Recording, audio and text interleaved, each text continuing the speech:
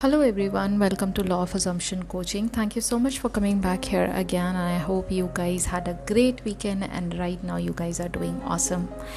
Okay so कल मुझे video तो अपलोड करना था बट मेरे घर के आसपास there is some kind of industrial construction is going on which is 24/7 लगातार 3 दिन से कंटिन्यूसली चल रहा है and it is just giving me so much of headache. I thought it is going to get over by the evening time, so I kept on waiting by 7 p.m. then 8 p.m. but somehow it did not happen. And right now, if you are listening any of the background noise as we speak, please do understand that it is not because of me, it is just happening in the background because of the construction which is still going on. I sincerely apologize for that. All right, so with that apologetic introduction, let's start today's video. So कुछ दिनों पहले मैंने एक comment पढ़ा था प्रतीक production का, जिन्होंने मुझसे क्वेश्चन पूछा है लिव इन द एंड का मीनिंग क्या है, इस पर एक वीडियो बनाई है. तो आज हम इसी के बारे में बात करेंगे कि नेविल गोडार्ड की जो टीचिंग है उसमें एक कॉन्सेप्ट आता है लिविंग इन द एंड. इसका एक्चुअल मीनिंग क्या है और इसको हम कैसे लॉ ऑफ अजम्पशन के थ्रू समझ सकते हैं और कैसे अपने डे टू डे लाइफ में इसको अप्लाई कर सकते हैं और इसका best of the best benefit earn कर सकते हैं. Let's start with Neville Goddard की कोटेशन जो इस टॉपिक पर उन्होंने कहा है if you will assume your desire and live there as though it were true, no power on earth can stop it from becoming a fact. ये कहा है नेविल गोडार्ड ने. इसका मतलब क्या हुआ? इसका मतलब ये हुआ कि अगर आप अपनी डिज़ायर को अज्यूम कर लेते हैं कि वो आपके पास अभी राइट इन दिस मोमेंट आपके पास है और इस बात को आप सत्य मान लेते हैं, इसको आप ट्रूथ मान लेते हैं, देन दुनिया में ऐसी कोई ताकत नहीं है जो इस अजम्पशन को आपकी फैक्ट में कन्वर्ट होने से रोक सके. इतनी इम्पॉर्टेंट और इतनी बड़ी बात नेविल गोडार्ड ने कही है. तो ऐसा क्या खास बात है लिविंग इन द एंड का जो टॉपिक है उसको बार बार नेविल गोडार्ड ने इतने हाईलाइट करके और इतने कॉन्फिडेंस के साथ हम लोग के सामने कहा है. तो ऐसा क्या है? Yes, as per Neville Goddard, living in the end is the key to have whatever we desire. इसका सिंपल भाषा में जो मीनिंग है वो इसका सिंपल मीनिंग ये है कि living as if your desire is already here. यानी जो आप चाहते हैं, जिस भी चीज़ में आपकी डिज़ायर है, जो आप चाहते हैं वो राइट नाउ इस समय आपके पास है. There is no waiting, there is no lack, there is no more looking for your desire in the 3D fact. It has become a present fact in your mind already. You are not looking for it any more. मैं इसको ना अभी break down करके आपको समझाती हूँ example के साथ, तब आपको बहुत अच्छे से समझ में आएगा, क्योंकि यहाँ पर सारा जो कंसिडरेशन है वो है आपके स्टेट ऑफ कॉन्शियसनेस का. तो जो भी आप कॉन्शियसली चीज़ों को जानते हैं वही बात को आप सच्चाई के तौर पे मानते भी हैं. तो यहाँ पर दो बातें हैं. पहली बात ये, एक होता है फिजिकल सेटिस्फैक्शन और एक होता है मेंटल सेटिस्फैक्शन. इसको हम एक एग्जांपल के तौर पे समझते हैं. सपोज करिए आपको ना भूख लगी है, you are feeling hungry, so obviously you are looking for food, you are looking for something to eat, right. तो जब भी आप उस चीज़ को खाने के लिए आप आगे बढ़ते हैं, suppose you want to have your food, आपने लंच ऑर्डर किया है, लंच आपके सामने आ गया है. अब लंच को एक है प्रोसेस फिजिकली खाने का और उसके बाद आपको एक फिजिकल सेटिस्फैक्शन होता है जिसको आप हिंदी में कहते हैं कि भाई जी मेरा पेट भर गया, my stomach is full, I do not have even space for one single morsel any more, so अब इसके बाद मेरा टमी जो है वो बिल्कुल फुल है. तो ये हुआ एक फिजिकल एक्सपीरियंस. इसके साथ साथ आप एक मेंटल एक्सपीरियंस भी साथ ही साथ में अनुभव करते हैं. वो क्या होता है मेंटल एक्सपीरियंस? वो मेंटल एक्सपीरियंस होता है मेंटल सेटिस्फैक्शन का. यानी अब आपने जब खाना खा लिया है, आपका स्टमक फुल हो गया है, अब आप मेंटली बिल्कुल आराम से रिलैक्स होके अपने बाकी किसी काम में आप लग जाते हैं, या आप रिलैक्स करते हैं, या आप लेट जाते हैं. You are no more looking for more food. Am I right और रॉन्ग? जब इस स्टेट ऑफ नोइंग को कि मेरा पेट ऑलरेडी भरा हुआ है, my body is full, my stomach is full, I do not have the need to look for more food, जब आप इस स्टेट ऑफ नोइंग में ऑलरेडी होते हैं तो आपने इस बात को, इस एक्सपीरियंस को एज अ फैक्ट मान लिया है. तो ये जो दो एक्सपीरियंस हैं, एक फिज़िकल एक्सपीरियंस और एक ये मेंटल एक्सपीरियंस, जब भी हम चीज़ों को मैनिफेस्ट करते हैं हम हमेशा एडवांस में मेंटल एक्सपीरियंस को अनुभव करते हैं। हम उसी बात को मेंटली एक्सपीरियंस करके, बार बार एक्सपीरियंस करके, हम उस मेमोरी को एज अ फैक्ट बना लेते हैं अपने माइंड में।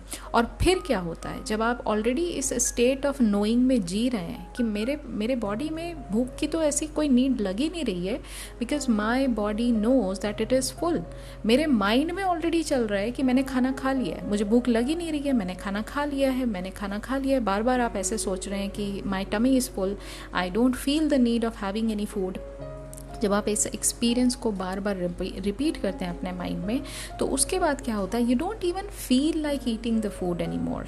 ठीक है, आपने कई बार ये सुना होगा, आपके घर में मॉम वगैरह जो हैं आपकी, वो अक्सर ये बात करती हैं कि नहीं नहीं मेरा मन नहीं है खाने का, मुझे तो बनाते बनाते ही मेरा मन भर जाता है। ये आपने सुना होगा ना, बहुत सारी जो लेडीज़ हैं ये इस बारे में बात करती हैं कि जो मेरा मन जो है ना वो बनाते बनाते ही भर गया है, खाने की इच्छा नहीं है इतनी। तो खाने की इच्छा फिज़िकली इसलिए नहीं है क्योंकि माइंड में उन्होंने उस चीज़ को, जो भी उन्होंने बनाया है, उसके खुशबू को, उसके एक्सपीरियंस को, उसके जो टेस्ट है, जो जिस तरह का अरोमा है उस पर्टिकुलर फूड आइटम का, वो इतनी बार एक्सपीरियंस किया है इतनी देर के लिए कि अब उनको मेंटल सेटिस्फैक्शन पहले हो गया है और फिज़िकल सेटिस्फैक्शन के लिए उनकी जो भूख है वो बहुत थोड़ी सी रह जाती है। It is exactly like that.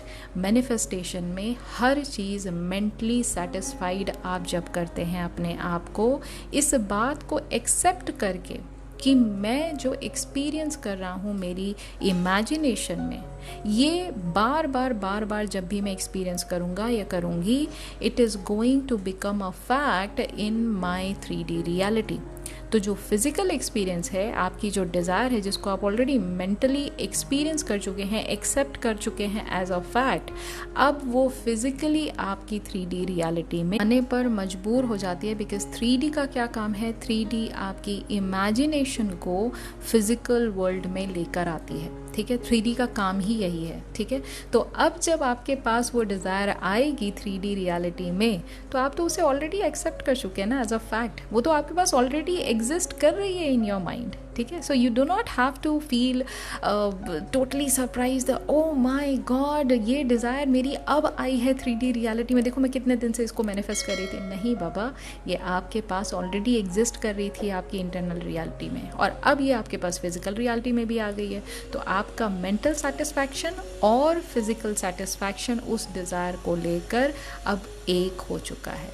तो लिविंग इन द एंड का मतलब ये होता है कि living from the state of mind, from the state of consciousness, जहाँ पर आपने इस पर्टिकुलर मोमेंट में, इस प्रेजेंट मोमेंट में ही आपने अपनी डिज़ायर को अपना मान लिया है, और अब इस सेटिस्फैक्शन के साथ आप अपने दिन के सब काम जी रहे हैं, कर रहे हैं, without looking for the food. जैसा मैंने कहा ना कि एक बार आपने मेंटल सेटिस्फाई अपने आप को कर लिया, तो अब आप खाना दोबारा नहीं ढूंढते हैं क्योंकि मेंटली आप सेटिस्फाइड हैं।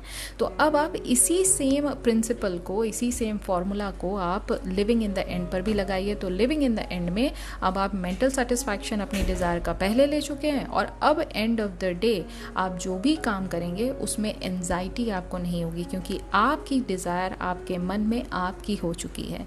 आपकी डिज़ायर को आपने एक्सेप्ट कर लिया है कि ये आपको मिल चुकी है।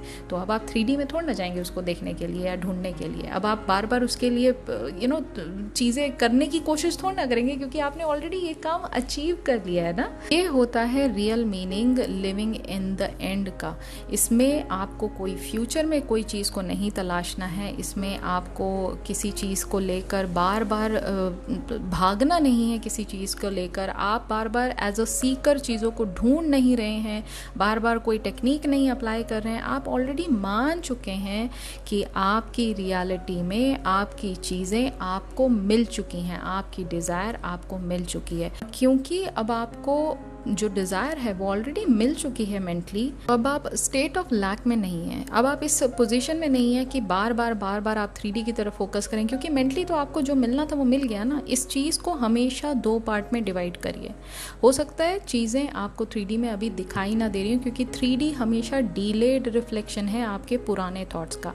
तो अगर आज आपने ये बात को मान लिया कि ये डिज़ायर जो मेरी बहुत ही बर्निंग डिज़ायर है, ये मुझे राइट नाउ मिल चुकी है, तो ये आज का मोमेंट जो आपने डिफ़ाइन कर दिया और क्लेम कर दिया अपनी डिज़ायर को कि ये आपकी अपनी है, ये कभी तो पास्ट बनेगा। और इसी पास्ट डोमिनेंट थॉट को 3D फिजिकल रियलिटी में लेकर आती है। तो मेंटल सेटिस्फैक्शन अगर आज आपने कर लिया, तो फिजिकल सेटिस्फैक्शन कुछ दिनों में आपको अपने आप मिल जाएगा। आपका प्राइमरी ऑब्जेक्टिव क्या होना चाहिए? आपका प्राइमरी ऑब्जेक्टिव होना चाहिए मेंटली अपने आप को, अपनी डिज़ायर को लेकर फुलफिलमेंट ऑलरेडी फील करना। और वो हम कैसे करेंगे? वो हम करेंगे by dwelling in the imagination. हम जितना ज़्यादा अपनी डिज़ायर की फुलफिलमेंट को इमेजिन करेंगे, उस सीन को बार बार जिएंगे, उस मेमोरी को बार बार, अचीवमेंट की जो मेमोरी है उसको बार बार क्रिएट करेंगे, इतना क्रिएट करेंगे कि उस बात को हम एक्सेप्ट कर लें कि यही हमारी लाइफ की सच्चाई है। तो दुनिया में ऐसी कोई ताकत नहीं है एज पर नेविल गॉडार्ड। तो आपकी इस एडवांस फुलफिलमेंट को, जिसमें आप ऑलरेडी ये मान चुके हैं कि आपकी डिज़ायर आपकी अपनी हो चुकी है, इस बात को सच्चाई में कन्वर्ट करने में बिल्कुल भी देरी नहीं लगाएगा। दुनिया में ऐसी कोई ताकत है ही नहीं जो इस चीज़ को रोक सके। ठीक है, तो ये बहुत ही सिंप्लीफाइड तरीके से, बहुत ही आसान तरीके से मैंने आज आपको समझाया है कि लिविंग इन द एंड का मतलब क्या होता है। तो जब आप लिविंग इन द एंड में होते हैं, आपको 24/7 ऐसा पार्टी नहीं मचानी है कि अरे भाई मेरी डिज़ायर है। Just be in the state of knowing that what you have seen in your imagination, जो भी आपने देखा है उसको बार बार मेमोरी की तरह क्रिएट किया है, उसमें बार बार आपने अपने आप को विनर घोषित किया है। यही बात को आपने सच्चाई के तौर पे आज इस मोमेंट में ही एक्सेप्ट कर लेना है। और जैसे आपने उसको अपने दिल से लगा लिया, उसको अपने दिल में बिठा लिया, उस बात को आपने एज अ फैक्ट बना के अपने दिल में इतनी बड़ी जगह दे दी, तो फिर लिमिटिंग बिलीफ, 3D की जो चीज़ें आपको दिखाई दे रही हैं, इन सब चीज़ों के लिए कोई जगह ही नहीं रह जाती है। क्योंकि अब आप इतना ज़्यादा खुश ऑलरेडी हैं, इतने मेंटल सेटिस्फैक्शन में आप ऑलरेडी जी रहे हैं कि अब आपको 3D से कोई फ़र्क नहीं पड़ता है। ऐसा समझ लीजिए कि आपने एक दुनिया का सबसे बड़ा, बहुत ही बड़ा एग्ज़ाम था जो आपने पहले ही देख लिया फ्यूचर में कि आप क्रैक कर चुके हो। तो are you not going to feel happy about it? Of course you are, and that is where you should be right now at. तो लिविंग इन द एंड मतलब not looking from the lack of your state of consciousness, but looking from the state of wish fulfillment। जो भी आप दिन को जिए वो इस state of mind से जिए कि आपकी desire already आपकी हो चुकी है। ठीक है, so yes, this was today's video. I hope you liked today's video, and in case if you did, do not forget to give it a big fat thumbs up. Like करिए जितना ज़्यादा से ज़्यादा हो सके और शेयर करिए इस वीडियो को, एंड प्लीज़ डू कमेंट कि आज की वीडियो में आपको क्या अच्छा लगा। और मैं आपसे मिलूंगी अब बहुत जल्दी कल, और कल हम लेंगे कुछ क्वेश्चंस, और एक कल दूसरा इंटरेस्टिंग टॉपिक मैं आपके लिए लेकर आऊँगी अगेन। उसको सिंप्लीफाइड तरीके से हम समझेंगे, और उसका एक रियल मीनिंग, जो हिडन मीनिंग है, उसको हम समझने की कोशिश करेंगे, और उसको कैसे अपने डे टू डे लाइफ में विद एग्जाम्पल हम कैसे उसको अप्लाई कर सकते हैं, ताकि हमारी जो लाइफ है और ज़्यादा बेहतर बेहतर बेहतर बन सके। ठीक है, so with this happy note I am gonna take your leave. So please do take care of yourself and happy manifesting.